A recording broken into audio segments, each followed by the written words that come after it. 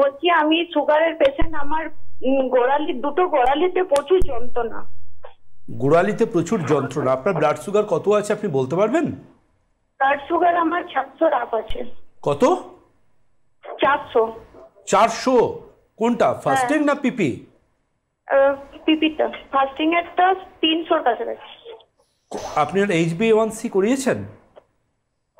না না। মাই গড, আপনি ইমিডিয়েট বেসিসে HbA1c করান।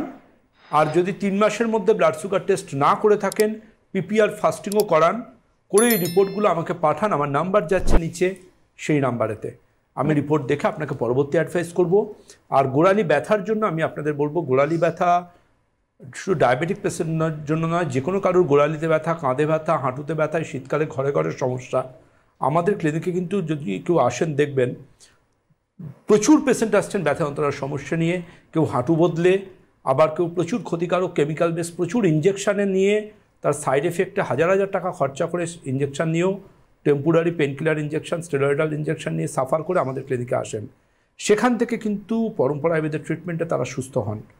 অবশ্যই আপনারা বলবো আমাদের এক্সপার্ট টিমের সাথে কাল সকাল 11টার পর এই ধরনের সমস্যায় যারা ভুগছেন তারা কমিউনিকেট করবেন।